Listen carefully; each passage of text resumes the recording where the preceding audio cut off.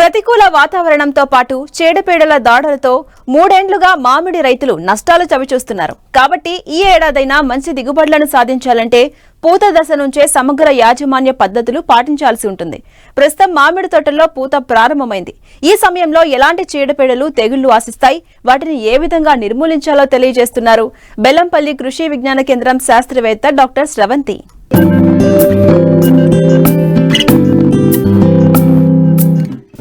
మామిడి పండ్లలో రారాజు.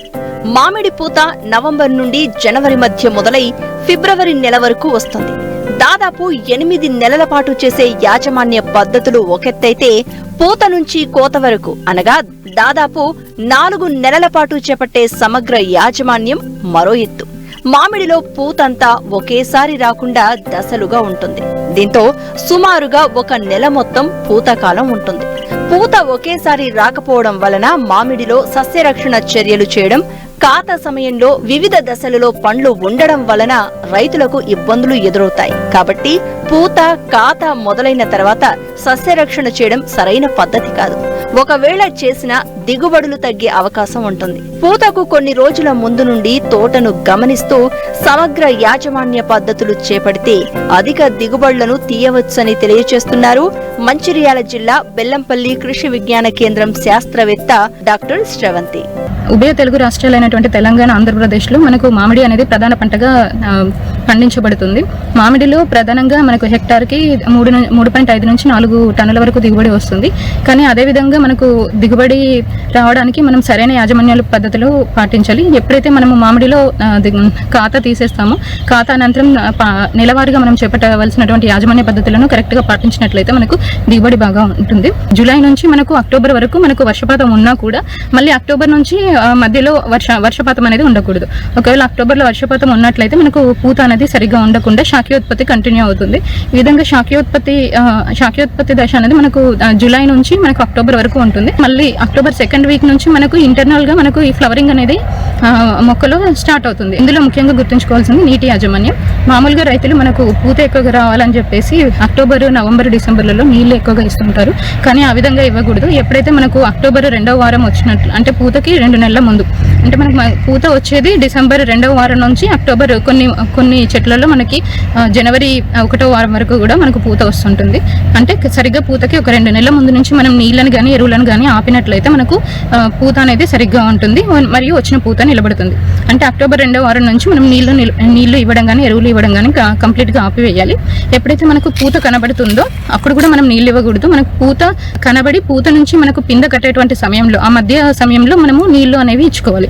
అదేవిధంగా మళ్ళీ ఒకవేళ డ్రిప్ పద్ధతిని పాటించినట్లయితే మనకు ఎప్పుడైతే పిందగట్టే సమయంలో మనము రోజుకు 4 నుంచి 5 గంటలు మనము నీళ్లు ఇచ్చుకున్నట్లయితే మనకు వచ్చిన పూత అనేది రాలకుండా ఉంటుంది. ఒకవేళ పూత లేట్ అవుతున్నటువంటి తోటల్లో మనము 13-0-45 పొటాషియం నైట్రేట్ ని మనము 10 గ్రాములు లీటర్ నీటికి కలిపి మనం పిచికారీ చేసుకున్నట్లయితే అన్ని మొక్కల్లో పూత అనేది సరిగ్గా ఉంటుంది. అంటే ఇప్పుడు ఆల్రెడీ డిసెంబర్ వచ్చింది. కాకపోతే డిసెంబర్కి ముందే, అంటే అక్టోబర్కి ముందే మనము యూరియా 5 గ్రాములు లీటర్ నీటికి స్ప్రే చేసుకున్నట్లయితే అన్ని మొక్కలకు సమానంగా పూత అనేది రావడం, ఎక్కువగా కనిపించడం అనేది జరుగుతూ ఉంటుంది. సో ఈ విధంగా నీటి యాజమాన్యంలో మనము తగిన జాగ్రత్తలు పాటించాలి. నీటి యాజమాన్యం తర్వాత ముఖ్యంగా గుర్తుంచుకోవాల్సింది ఎరువుల యాజమాన్యం. అక్టోబర్ మాసం నుంచి మనం కంప్లీట్గా ఫర్టిలైజర్ అనేది ఇవ్వకూడదు. ఒకవేళ మనం కంటిన్యూ చేసినట్లయితే మనకు శాఖీయోత్పత్తి అనేది కంటిన్యూ అవుతుంది. అంటే పూత అనేది రాదు. పూత ఏర్పడిన తర్వాత పూత నుంచి పింద కట్టే సమయంలో మనం ఎరువులు అనేవి ఇచ్చుకోవాలి. ఒక చెట్టుకు, అంటే 10 సంవత్సరాలు పైబడినటువంటి చెట్టుకైతే మనము దాదాపుగా ఒక 1/2 kg యూరియా, 1.5 kg భాస్వరం మరియు ఒక 500 గ్రాముల పొటాష్ కనుక ఇచ్చినట్లయితే పిందె సరిగ్గా కట్టి పిందె రాలకుండా ఉంటుంది. ఒకవేళ పిందె రాలడం ఎక్కువగా మనము గమనించినట్లయితే మనము NAA నాఫ్థలిన్ ఎసిటిక్ యాసిడ్ అనేది 2.5 గ్రాములు 100 లీటర్ల నీటి కలిపి మనం పిచికారీ చేసుకున్నట్లయితే మనకి ఈ పిందె రాలే సమస్య తగ్గుతుంది. అదేవిధంగా దీనితో పాటుగా బోరాన్ లోపం ఉన్నటువంటి తోటల్లో కూడా మనకు ఈ పిందె అనేది ఎక్కువగా రాలుతూ ఉంటుంది. సో బోరాన్ లోపం నివారణకు కూడా మనం బొరాక్ స్ప్రే అనేది చేసుకోవాలి. ఈ విధంగా పూత పిందె సమయంలో మనం ఎరువుల యాజమాన్యాన్ని చేపట్టాలి. స్థూల పోషకాలతో పాటుగా దిగుబడి ఎక్కువగా రావాలంటే సూక్ష్మ పోషకాలు కూడా అంతే అవసరం ఉంటుంది. సో ఈ సూక్ష్మ పోషకాల నివారణకు మనకు మార్కెట్లో లభించేటువంటి మైక్రోన్యూట్రియంట్స్ ప్యాకెట్ని తెచ్చుకొని మనము స్ప్రే చేసుకోవాలి. అందులో మనకు ముఖ్యంగా IAHR వాళ్ళు రిలీజ్ చేసినటువంటి అర్కా మ్యాంగో స్పెషల్ 5 గ్రాములు లీటర్ నీటికి కలిపి పిచికారీ చేసుకున్నట్లయితే మనకు ఎక్కువగా వస్తుంది. ఈ అర్కా మ్యాంగో స్పెషల్ అనేది మనము 4 సార్లు, అంటే ఒకసారి జూన్ జూలై, తర్వాత మళ్ళీ 20 రోజులకు ఒకసారి, మళ్ళీ 20 రోజులకు ఒకసారి, అట్లా 4 సార్లు మనము పిచికారీ చేసుకున్నట్లయితే మనకు పూత ఎక్కువగా నిలబడుతుంది. అంతేకాకుండా వచ్చినటువంటి కింద కట్టినటువంటి అవి కూడా మనకు రాలకుండా ఉంటాయి. ఈ విధంగా నీటి యాజమాన్యంతో పాటు ఎరువుల యాజమాన్యంలో తగిన జాగ్రత్తలు పాటించాలి. మామిడి పంటలో పూత దశే కీలకం. పూతను రక్షించుకుంటేనే ఆశించిన దిగుబడి వస్తుంది. అయితే పూత నుండి కాయ దశలో చీడపీడలు అధికంగా ఆశిస్తూ ఉంటాయి. ముఖ్యంగా తేనె మంచు పురుగు, మసిమంగు, బూడిద తెగులు, పక్షికండు తెగులు ఆశించి తీవ్ర నష్టం చేస్తూ ఉంటాయి. వీటిని సకాలంలో గుర్తించి నివారణ చర్యలు చేపట్టాలి. చీడపీడల యాజమాన్యం అంటే మనకు పూత సమయంలో మనకు వాతావరణం చల్లగా ఉండి కొంచెం మబ్బుగా ఉన్నప్పుడు ఏంటంటే ఈ చీడపీడలు అనేవి ఎక్కువగా ఆశిస్తుంటాయి. అందులో ముఖ్యంగా చెప్పుకోవాల్సినవి తేనె మంచు పురుగు. ఈ తేనె మంచు పురుగు అనేది మనకు పూరెముల మీద మరియు ఆకుల మీద, కాండం బెరడు పైన ఎక్కువగా కనబడుతుంటుంది. ఎప్పుడైతే ఇది ఆకుల మీద ఉంటుందో అది తేనె లాంటి పదార్థాన్ని విసర్జిస్తుంటుంది. విసర్జించినటువంటి తేనె మీద మనకు ఈ మసిమంగు, సూటి మోల్డ్ అంటాము, నల్లగా అది ఏర్పడుతుంది. సో ఈ విధంగా ఏర్పడడం వల్ల మనకు కిరణజన్య సంయోగ క్రియ అనేది సరిగ్గా జరగకుండా మనకు పూత అనేది తక్కువగా వస్తుంది. ఈ మసిమంగును కూడా నివారించాలంటే మనము ముందుగానే 1500 ppm నీమ్ ఆయిల్ కానీ నీమ్ ఆయిల్ని మనం స్ప్రే చేసుకోవాలి. అయినా కూడా మనకు తేనె మంచు పురుగు నివారణ అంటే పూతకు ముందుగా మనం డైమిథేట్ 2 ml లీటర్ నీటికి పిచికారీ చేసుకోవాలి. పూత దశలో ఎటువంటి పిచికారీకి వెళ్ళకూడదు. పచ్చి పూత దశలో కానీ నల్ల పూత దశలో కానీ మనం పిచికారీ చేసుకోవచ్చు. కానీ తెల్ల పూత దశలో, మామిడిలో తెల్ల పూత దశలో మనం ఎటువంటి పిచికారీ చేయకూడదు. ఒకవేళ పిచికారీ చేసినట్లయితే మనకు ఈ పరపరగా సంపర్కం జరగకుండా పూత రాలిపోవడానికి ఆస్కారం ఉంటుంది. సో తేనె మంచు పురుగు ఒకవేళ పూత ఏర్పడిన తర్వాత మనకు కనిపించినట్లయితే ఇండాక్లోప్రిడ్ 0.33 ml లీటర్ నీటికి కలుపుకొని పిచికారీ చేసుకోవాలి. తేనె మంచు పురుగుతో పాటుగా మనకు మస్మంగు నివారణకు గంజి ద్రావణాన్ని చెట్లపై పిచికారీ చేసుకున్నట్లయితే మనకు మస్మంగు కూడా నివారించబడుతుంది. 2 కిలోలు 4 నుంచి 5 లీటర్ల నీటిలో కలుపుకొని మనము బాగా మరిగించుకోవాలి. ఎప్పుడైతే ఈ మరిగించేటప్పుడు పొంగు వస్తుందో అప్పుడు దాన్ని ఆపేసి ఈ గంజి ద్రావణాన్ని మళ్ళీ మనము 200 లీటర్ల నీటిలో ఉన్నటువంటి డ్రమ్లో మనము ఆ వాటర్లో కలుపుకొని ఆ ద్రావణాన్ని మనము చెట్లపైన పిచికారీ చేసుకోవాలి. ఈ విధంగా పిచికారీ చేసుకున్న 4-5 రోజుల తర్వాత మళ్ళీ నార్మల్ వాటర్తో మనము చెట్ల మీద పిచికారీ చేసుకోవాలి. ఈ విధంగా పిచికారీ చేసుకోవడం వలన మస్మంగు అనేది పూర్తిగా పోయి ఆకులు ఆరోగ్యవంతంగా ఉంటాయి.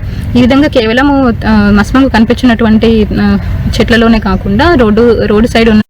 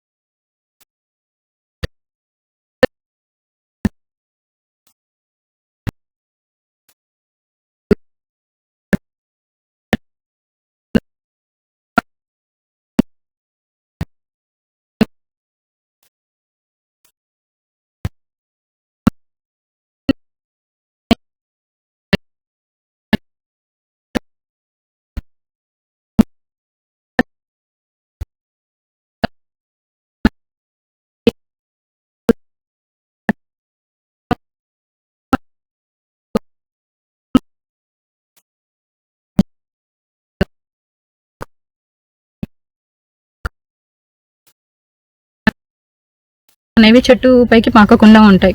ఈ విధంగా పిండి నల్లి నివారణ చేపట్టాలి. ఈ విధంగా మామిడిలో మనము వివిధ రకాల చీడపీడల యాజమాన్యం మరియు నీటి యాజమాన్యం, ఎరువుల యాజమాన్యం పూత పిందె సమయంలో సరిగ్గా పాటించినట్లయితే మామిడిలో అధిక దిగుబడి సాధించుకోవడానికి ఆస్కారం ఉంటుంది.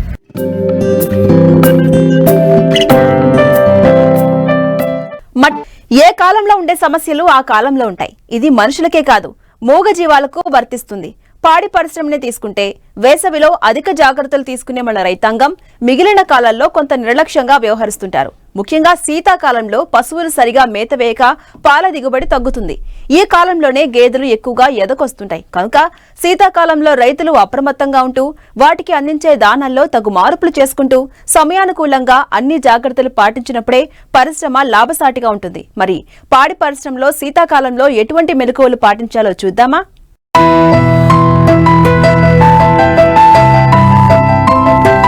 శీతాకాలం అంటేనే వ్యాధుల కాలం. ఈ కాలంలో ఎన్ని జాగ్రత్తలు తీసుకున్నా సమస్యలు ఎదురవుతూనే ఉంటాయి. ముఖ్యంగా పాల దిగుబడి తగ్గకుండా అన్ని జాగ్రత్తలు తీసుకున్నప్పుడే పరిశ్రమ లాభాల బాటలో పయనిస్తుంది. రైతులు సాధారణంగా పాలను ప్రతిరోజు 12 గంటల వ్యవధిలో పితుకుతుంటారు. చలికాలంలో పగటి సమయం తక్కువగాను, రాత్రి సమయం ఎక్కువగాను ఉంటుంది. కాబట్టి పాలను ఈ కాలంలో ఉదయం 6 నుంచి 7 గంటల మధ్య, సాయంత్రం 4 నుంచి 5 గంటల సమయంలో పితకడం మంచిది.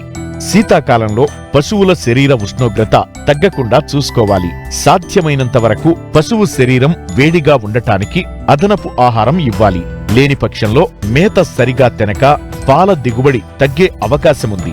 ఈ కాలంలో పాడి పశువుల పట్ల తీసుకోవాల్సిన జాగ్రత్తలేంటో తెలియజేస్తున్నారు రాజేంద్రనగర్లోని PV Narasimha Rao veterinary college professor doctor Suresh Rathod. So ముఖ్యంగా శీతాకాలం ఉన్నప్పుడు చలి ఉధృత పెరగడం, అదేవిధంగా ఉష్ణోగ్రత తగ్గిపోవడం, సో పశువుల యొక్క ఆరోగ్య సమస్యలు రావడం అనేది మనం గమనిస్తూ ఉంటాం. కాబట్టి పశువులకు ఈ చలికాలంలో చలి నుంచి కాపాడుకోవడానికి కొంత జాగ్రత్త తీసుకోవాల్సిన అవసరం ఎంతైనా ఉంది. చలి పట్ల మనము జాగ్రత్త వహించకపోతే ఖచ్చితంగా వాటి యొక్క రోగనిరోధకత తగ్గిపోయి వాటికి అనేక రకాల జబ్బు రావడానికి ఆస్కారం ఉంది. ఈ శీతాకాలము స్టార్ట్ అయ్యే సమయంలో పశుగ్రాసాల కొరత కూడా ఏర్పడే అవకాశం ఉంది. సో ముఖ్యంగా మనము ఈ శీతాకాలంలో పశువుల యొక్క ఆరోగ్య పరిరక్షణ గురించి మనం గుర్తించినట్లయితే పాడి పశువులకు కావలసిన ఆహారము, మేత, అదేవిధంగా ఈ చలి నుంచి కాపాడడానికి సరైన షెల్టర్ మేనేజ్మెంట్ అనేది మనం చాలా అవసరం. అంటే చుట్టూ మనం ఏదైతే పాకం లేకపోతే షెడ్ చుట్టూ మనము ముఖ్యంగా ఏంటంటే గోనె సంచులు కానివ్వండి, లేకపోతే చుట్టూ మనము ఖచ్చితంగా ఏదైనా పరదాలు కానివ్వండి మనము ఏర్పాటు చేసి చల్లటి గాలి అనేది ఆ షెడ్లో ప్రవేశించకుండా మనము వాటిని నిరోధించగలగాలి. అదేవిధంగా వాటికి కావలసిన ఆహారము, సో మేత మనం గమనించినట్లయితే ముఖ్యంగా పౌష్టికమైన ఆహారం ఇవ్వాల్సిన అవసరం ఎంతైనా ఉంది. అంటే ఇచ్చే ఆహారంలో సంపూర్ణ ఆహారము, అదేవిధంగా పౌష్టికాహారము ముఖ్యంగా మనం గమనించినట్లయితే వాటిలో కనీసము 18 నుంచి 20% తక్కువ ఉండకుండా ప్రోటీన్స్ అంటే దాంట్లో మాంసకృతులు ఉండే విధంగా చూసుకోవాలి. అదేవిధంగా కనీసం 72 నుంచి 75% వరకు వాటిలో ముఖ్యంగా ఏంటంటే ఈ శక్తినిచ్చే పదార్థాలు ఉండే విధంగా మనం చూసుకోవాల్సిన ఆవశ్యకత ఎంతైనా ఉంది. వాటితో పాటు అనేక రకాల అయితే వాటికి కావాల్సిన మైక్రో అయితే న్యూట్రియంట్స్, ముఖ్యంగా మినరల్స్ కానివ్వండి, విటమిన్స్ కానివ్వండి, సో వీటి యొక్క లోపం కూడా ఏర్పడే అవకాశం ఉంటుంది. కాబట్టి వీటిని కూడా సమృద్ధిగా వాటిలో మనము సమకూర్చినట్లయితే ఖచ్చితంగా ఈ మినరల్ డెఫిషియన్సీ కానివ్వండి, విటమిన్ డెఫిషియన్సీ కానివ్వండి వాటిని కూడా అధిగమించవచ్చు. ముఖ్యంగా చల్లగా ఉన్న ఆ ప్రదేశం సమయంలో ముఖ్యంగా రాత్రిపూట కానివ్వండి, పొద్దున పూట కానివ్వండి, ఎండుగడ్డి కానీ లేకపోతే కుట్టి కానీ లేకపోతే మనము దాణ అంటే పొడి దాణ కానివ్వండి, అట్లాంటివి ఈ చలి ఎక్కువగా ఉన్న కాలంలో సమయంలో మనం ఇచ్చినట్లయితే మనము పశువు ముఖ్యంగా ఈ ఆహారాన్ని సమృద్ధిగా వినియోగించే అవకాశం ఉంది. అదేవిధంగా ఈ పచ్చిగడ్డి కానివ్వండి, లేకపోతే ఏదైతే తేమ ఉన్న ఏదైతే పచ్చిగడ్డి కానివ్వండి, వీటిని మనం ముఖ్యంగా పొద్దుపూట అంటే మామూలుగా డే కాలంలో అంటే మామూలు డేలో మనము ఇచ్చినట్లయితే మనం ఈ అంటే పచ్చిగడ్డిని సమృద్ధిగా వినియోగించుకునే అవకాశం ఉంది. అదేవిధంగా ఆ నీరు అనేది కొద్దిగా వామ్గా ఉండేటట్టు అంటే కొద్దిగా వెచ్చగా ఉండేటట్టు మనము ఏర్పాటు చేయగలగాలి. అంటే నీటి తొట్లలో మనము రాత్రిపూట నీళ్లు నింపకుండా పొగటిపూట మామూలుగా నీళ్లు వాటికి కావాల్సిన నీళ్లను అందించి నీటి కొరతను మనం అధిగమించడానికి, పశువుల యొక్క లభ్యతను మనం పెంచడానికి ఫ్రెష్ వాటర్ అవైలబిలిటీ అనేది మనము ఖచ్చితంగా చూసుకోవాలి. అదేవిధంగా పశువుల ముఖ్యంగా మనం గమనించినట్లయితే ఈ కాలంలో వచ్చే వ్యాధులు ముఖ్యంగా మనము గమనించినట్లయితే ముఖ్యంగా పశువులలో గాలికుంటు వ్యాధి ఎక్కువగా వస్తూ ఉంటుంది. ఈ కాలంలో ముఖ్యంగా నవంబర్, డిసెంబర్ కాలం నుంచి మనకు గాలికుంటు వ్యాధి వచ్చే అవకాశం ఎక్కువ ఉంది. కాబట్టి గాలికుంటు వ్యాధి రాకుండా ఉండడానికి ముఖ్యంగా ఏదైతే టీకాలు ఏర్పాటు అంటే టీకాలు ఇప్పించుకోవడం అనేది మనము గమనించాలి. ముఖ్యంగా గాలికుంటుకు నవంబర్ మాసంలో కానివ్వండి, ముఖ్యంగా ఎండింగ్ ఆఫ్ నవంబర్లో మనము ఈ గాలికుంటు వ్యాధి టీకా మనం ఇప్పించినట్లయితే గాలికుంటు వ్యాధిని కూడా నివారించుకోవచ్చు.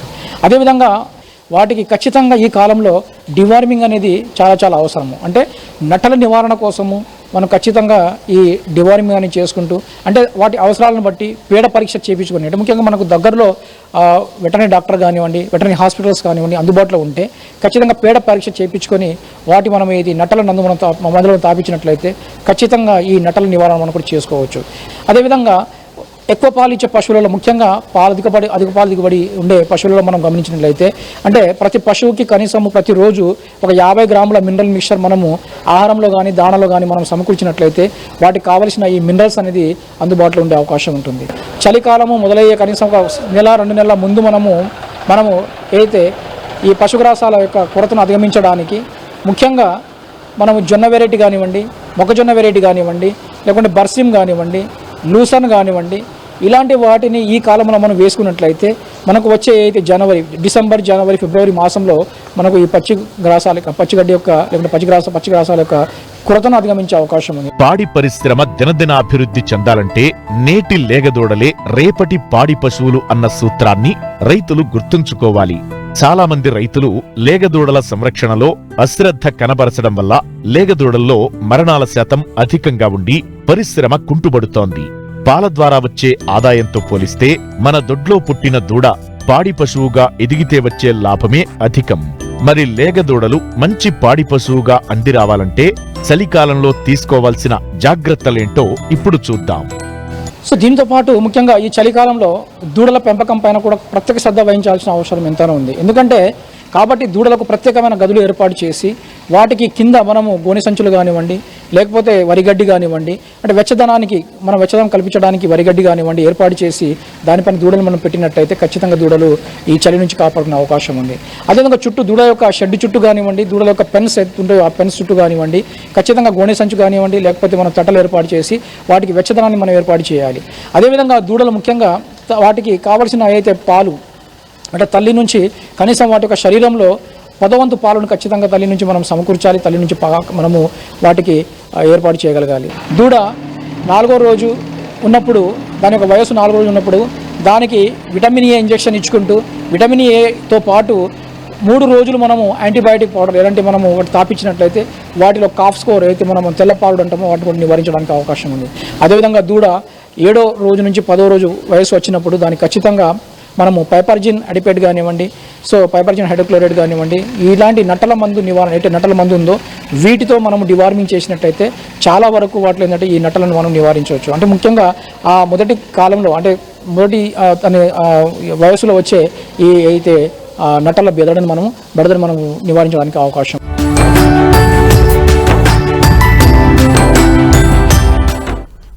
వ్యవసాయ భూములు సారవంతం కావాలంటే పశువుల పేడను ఏదో ఒక రూపంలో వాడాలని నిపుణులు సూచిస్తున్నారు.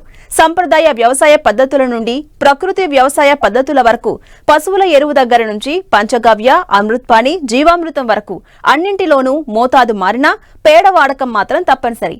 మరి ఇప్పుడు అదే పేడతో టూత్ పౌడర్, హోమం పిడకలను తయారు చేస్తూ మంచి లాభాలు ఆర్జిస్తున్నారు పశ్చిమ గోదావరి జిల్లాకు చెందిన ఓ గృహిణి.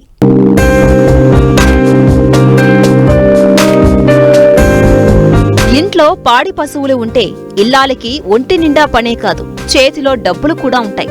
ఇంట్లో చిల్లర ఖర్చుల కోసం, పిల్లల అవసరాల కోసం పాడి డబ్బులనే వాడుకుంటారు గృహిణులు. కానీ పాడితో పాలు, పెరుగు, వెన్న, నెయ్యి అమ్మకాలే కాదు, పేడతో కూడా డబ్బులు సంపాదించేస్తారు అదివలు.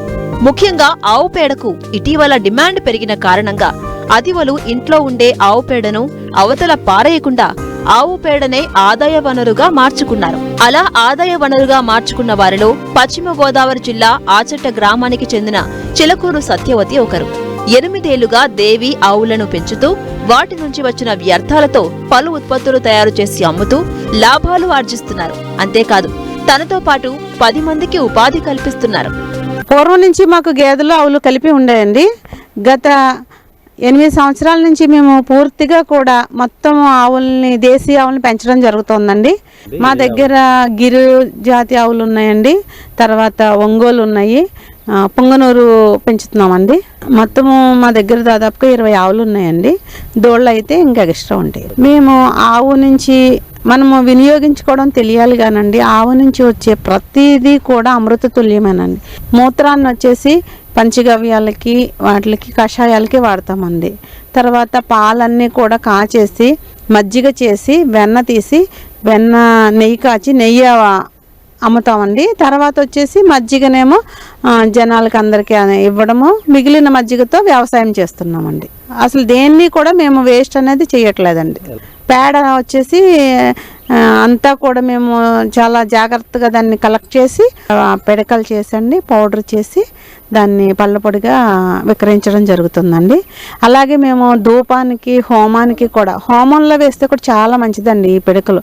అందుకని హోమానికి, ధూపానికి పిడకలు కూడా మేము భారీ ఎత్తున తయారు చేసి ఎక్స్పోర్ట్ కూడా చేస్తున్నామండి. ఈ పిడకలు కూడానండి హోమంలో వేసే పిడకలు కానీ ధూపం కానీ వేసుకోవడంలో ఎలా అంటే ఒక పిడక నిప్పు చేసిన తర్వాత దాని మీద ఒక స్పూన్ నెయ్యి వేస్తే టన్ను ఆక్సిజన్ వస్తుందండి. అంతగా మన పర్యావరణాన్ని ఇది బాగు చేస్తుంది. అలాగే పిడకలు చేయడము ఈ ప్రాసెస్లో, ఈ పళ్ళ పొడి చేయడము ఈ ప్రాసెస్లో మేము దాదాపుగా ఒక 10 మందికి ఉపాధి కల్పించడం జరుగుతుందండి. సీజన్లో అయితే ఇంకా ఎక్కువ మంది వస్తారు. రెగ్యులర్గా ఒక 10 మంది మన దగ్గర వర్క్ చేస్తారండి. దీన్ని వాడడం వల్ల ఏంటంటే మనకి నాలుక సున్నితత్వం పోదు. అలాగే ఒక మాదిరి పంటి సమస్యలు ఉన్నా కూడా ఈ పౌడర్ వాడడం వల్ల తగ్గుతుందండి. దీన్ని మేము భారీ ఎత్తున తయారు చేసి మరి హైదరాబాద్, విజయవాడ, విశాఖపట్నం ఇలాగ బెంగళూరు లాంటి చోట్లన్నింటికి కూడా ఎక్స్పోర్ట్ చేస్తున్నాము. మరి తెలిసిన వాళ్ళు దీని మీద అవగాహన ఉన్న వాళ్ళు అమెరికా కూడా తీసుకువెళ్తున్నారండి దీన్ని. ఈ పౌడర్ని వచ్చేసి మేము పిడకలను తెచ్చేసి చక్కగా పేనాల మీద వేసి కాల్చుతామండి. కాల్చిన తర్వాత దాన్ని దంచుతాం, రోకల బండ పెట్టి దంచుతామండి. దంచిన తర్వాత బరక పౌడర్ అంతా జల్లించేసి అది పొలానికి పంపించేస్తామండి. కింద మెత్తని పౌడర్ ఉంటుంది, దాన్ని మళ్ళీ మిషన్లో వేస్తామండి. మిషన్లో వేసిన తర్వాత దాన్ని వచ్చేసి మళ్ళా 2 సార్లు జల్లించి తర్వాత వస్త్రంలో వేసి తాల్చుతామండి. మెత్త ఫైన్ పౌడర్ తయారు చేస్తామండి. దాంట్లో మళ్ళీ మేము కల్లుప్పుని, సముద్రం ఉప్పు ఉంటుంది కదండి, దాన్ని వేగిచ్చేసి మెత్తని పౌడర్ చేస్తామండి. దాంట్లో లవంగాలు, కల్లుప్పు పొడి కలిపి మేము ప్యాకింగ్ చేసి అందరికీ ఇవ్వడం జరుగుతుందండి. మేము కిలో వచ్చేసి దీన్ని 800కి ఇస్తున్నాము. ఆదాయం బాగుందండి. మేము మరి మా గోవుల పోషణకి తర్వాత మా దగ్గర దాదాపుగా 10 మంది రెగ్యులర్ వర్కర్స్ ఉన్నారు. వాళ్ళందరికీ కూడా ఉపాధి కల్పించడం జరుగుతుంది. మేము కూడా ఆరోగ్యంగా ఉన్నాము, ఆర్థికంగా కూడా బాగుందండి. దీనివల్ల మేము చెప్పాలంటే మా కుటుంబం ఒక సాఫ్ట్వేర్ ఎంప్లాయ్ కన్నా కూడా మెరుగ్గా మేము సంపాదిస్తున్నామని చెప్పొచ్చు. ఆవులకి కూడా ఎక్కడా కూడా దానాల విషయంలో రాజీ పడమండి. మాకు దాదాపుగా నెలకి 1,50,000 పైన అవుతుందండి. ఈ 20 ఆవులు వాటి పిల్లలు అన్నిటిని పోషణకి 1,50,000 పైన అవుతుంది. దానికి రెట్టింపుగా మేము ఆదాయాన్ని కూడా తీయడం జరుగుతుందండి.